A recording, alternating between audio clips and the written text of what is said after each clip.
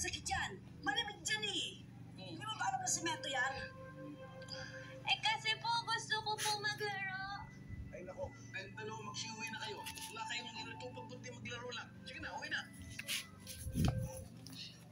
Eh, nakita ko naman kung ginawa ito sa baby. Sorry po.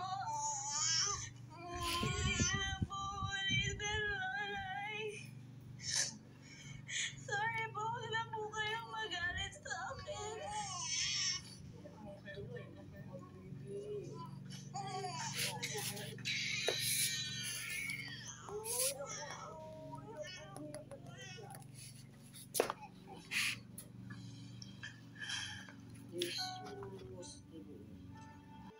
Bad po ba ako, nanay?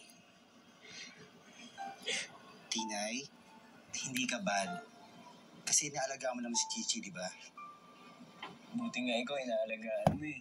Yung ibang mga nanay, hindi talaga eh. Di ba, kuya? Oo.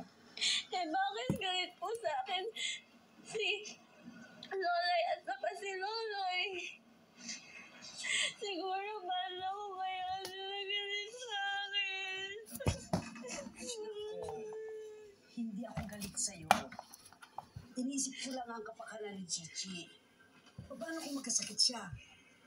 Ano mangyayari sa kanya? Hindi ko naman po pababayaan si Chichi. Love ko po siya. Alam ko yun. Sorry po. Hindi ko na po ulitin. Sige.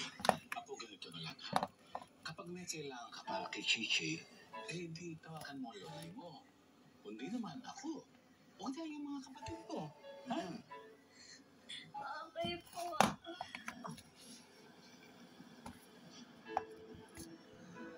Nanan. Yan.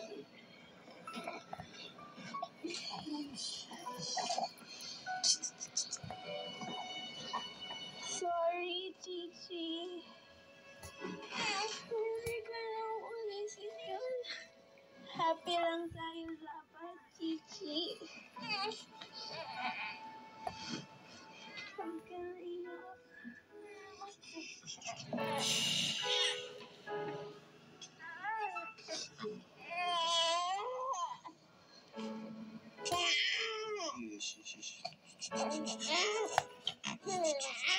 Yes.